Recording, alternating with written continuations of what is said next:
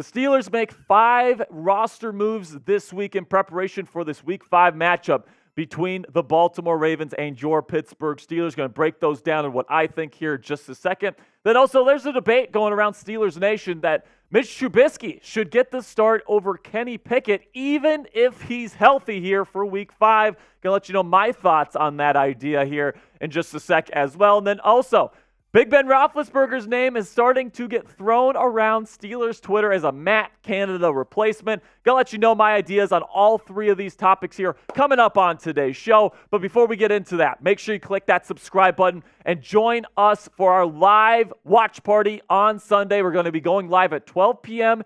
Eastern Time, an hour of pregame before Steelers versus Ravens. Live play-by-play of every single play. Get my live reactions to everything that happens. We're going to be having super chat giveaways, raffles, all that good stuff. So if you want a place to kick it with your fellow Yinzers this year, join the most interactive Steelers YouTube community for free here on YouTube. All right, so now let's talk about these roster moves that the Pittsburgh Steelers ended up making this week. They have added Dez Fitzpatrick back to the practice squad. They released him. Now he's back on the PS. Then we've got Denzel Mims, kind of a bigger name wide receiver, former second-round pick out of Baylor University, drafted by the Jets, was moved or has been signed to the practice squad. Then Obinna Eze, the offensive tackle, signed to the practice squad as well this week. Noah Gindorf, if you guys remember my draft coverage, I had Noah Gindorf as one of my sleeper picks in this year's NFL draft. The Steelers just picked him up for nothing here as an undrafted free agent. He's been added to the practice squad after Pat Freiermuth's injury. And then Rodney Williams, a camp standout this year. He's been on the practice squad, has been moved to the 53-man roster. Now, some quick thoughts on these roster moves here. So Rodney Williams, somebody that was a big-time training camp standout. You know, this was a very loaded tight end room during training camp, right? You had Freiermuth. You had Gentry. You had, of course, Hayward. Of course, you had Darnell Washington. And then Williams was kind of buried on that list, and no one really expected him to end up making the team or the practice squad, but he ended up earning himself a role here and getting on the practice squad. And because Pat Freiermuth is now hurt for the next couple of weeks, Rodney Williams has earned himself a spot on the 53-man roster, and he'll be on the Steelers roster here for this Week 5 matchup versus the Ravens as a backup tight end. Then another bit of news here, kind of a bigger name receiver that the Steelers signed. Denzel Mims has been added to the practice squad. Now, if you want my take on this, I really don't think Mims is going to be a factor. He's going to be more of a non-factor for the Steelers moving forward. Deontay Johnson is looking like he's going to be back after the Week 6 bye. You've got Calvin Austin III that's playing really well. Of course, you got George Pickens at the X-receiver spot. So although Denzel Mims provides some nice depth if you absolutely need it, he's a physical wide receiver. He's got good size, decent athleticism as well.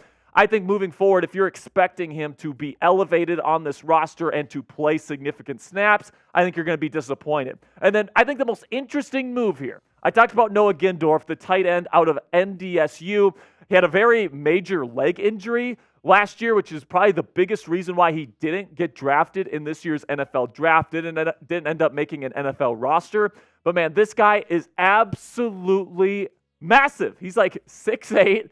He is, like, if you think Darnell Washington's big, this guy is even bigger than Darnell Washington. He is huge. He is athletic. He can move. He's a really good blocker. And if the Steelers are really trying to establish a running presence with these tight end sets, I think Noah Gindorf could be somebody that we could maybe even see get elevated to the 53-man roster in the weeks to come. And, just imagine Darnell Washington and Noah Gindorf, 2 giant tight ends, 2 great blockers at the tight end position. Just imagine the things that Matt Canada and the Steelers offense can do with those 2 guys in the run game. I think that's a very interesting prospect. So keep your eye on Noah Gindorf because he's absolutely massive. He is huge. He's athletic. Now, the big thing here is going to be the health of his leg, all these different things that he did last year where it's a really nasty injury. Multiple injuries in his leg last year that he had to recover from.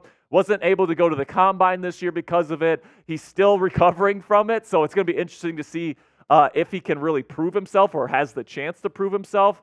But overall, I think it's an interesting move. You got to keep your eye on it. Now, coming up here, I'm going to go over this debate of should Mitchell Trubisky start over Kenny Pickett after Pickett's slow start to the 2023 campaign. But first, let's talk about our sponsor today, BetUS. Go to steelers.com/bet. Use promo code Steelers125 for 125% deposit bonus today. Now, what does that mean, a deposit bonus? That means if you go to the BetUS website and put in a deposit of $100 to $600, they're going to match that 125% to use on your bet. So essentially what that means, you put in a $100 deposit, you get $225 in total value there because you get $125 additional dollars for just a $100 investment. If you love sports betting, you got to make sure you take advantage of this deal. Go to chatsports.com/bet and use promo code Steelers125 to take advantage of that deposit bonus today.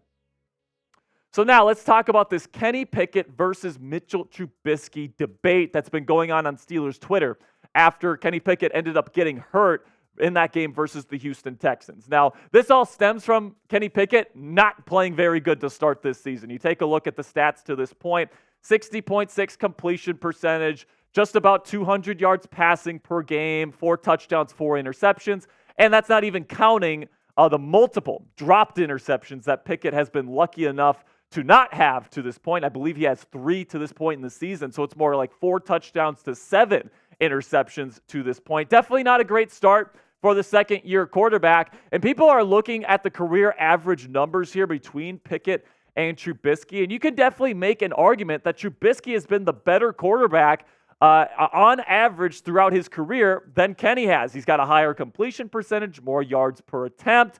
Now, the yards per game is about the same, but Pickett has a slight advantage. And then the touchdowns per attempt, pretty much at like 1.7 points higher than Kenny Pickett at this point is for Mitch. So that's a lot better, to be completely honest with you. And then the interceptions per attempt are about the same. So I can kind of understand why some people are making this argument. Trubisky is the guy with more experience. His career numbers and averages are better. But also keep this in mind, okay? Because we just got news from Adam Schefter that Kenny Pickett, who suffered a bone bruise and a muscle strain in his knee versus the Houston Texans in Week 4, says that he's going to be ready to go by Sunday. So if you're going to be starting Mitch, it's going to be because you don't trust Kenny Pickett anymore and you're straight up benching him.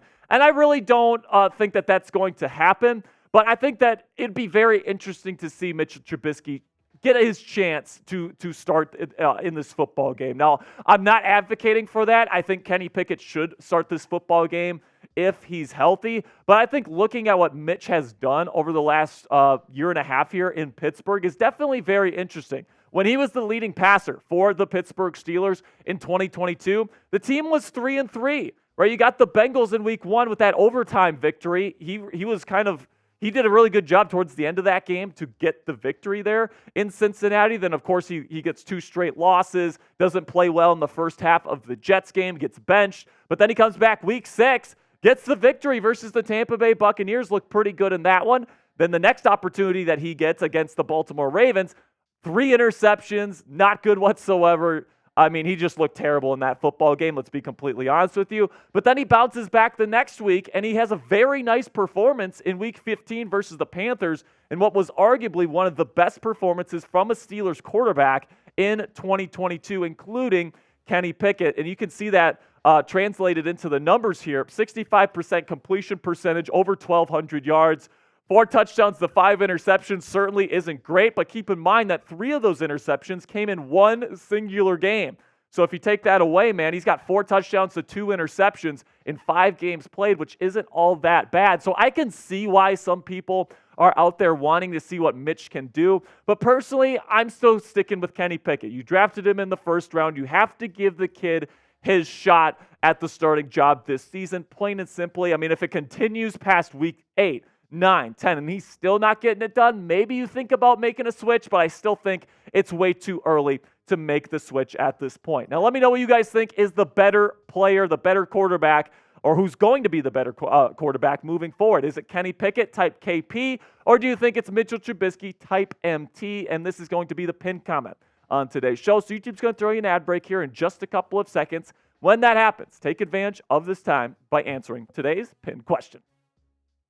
Now let's talk about the Matt Canada situation here, where the latest rumor here is that Matt Canada, if he gets fired after this week versus the Ravens, that big Ben Roethlisberger, that's right, future Hall of Fame quarterback, should come back and coordinate the Steelers offense for the rest of this season. Now, is there any truth or any inkling of truth to this rumor? I don't think so. I would say don't get your hopes up here, guys. As much as it would be very interesting, as much as it would be an awesome story to see Big Ben back on the Steelers sideline with a headset this time, calling plays, I just don't think it's going to happen. Ben has said a number of times that he does not want to get back into the game of football at this point in his life. He wants to enjoy retirement. He wants to enjoy his time with his family and his podcast he's enjoying as well. So it just doesn't really make a whole lot of sense to me. I understand why Steelers fans are like, hell yeah, he knows the offense. He knows the terminology. Let's bring him in.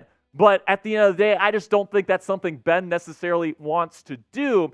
And now speaking of Matt Canada and a potential switch up coming, it seems like Matt Canada is trying to kind of vie for his own job here, as people are starting to speculate now that Canada has been using a burner account on Twitter to defend himself against other Steelers media personalities, which would be absolutely fantastic if it was the truth. Now, is it really the truth? You're going to have to find that out by checking out our video earlier today where I went over this entire situation. I'm going to tell you what the situation is with the account. I'm going to tell you what the account has been saying, and then also whether or not I actually think that it is Matt Canada behind this account that has been relentlessly coming to the defense of Matt Canada, the offensive coordinator for the Pittsburgh Steelers. I think the answer might actually surprise you.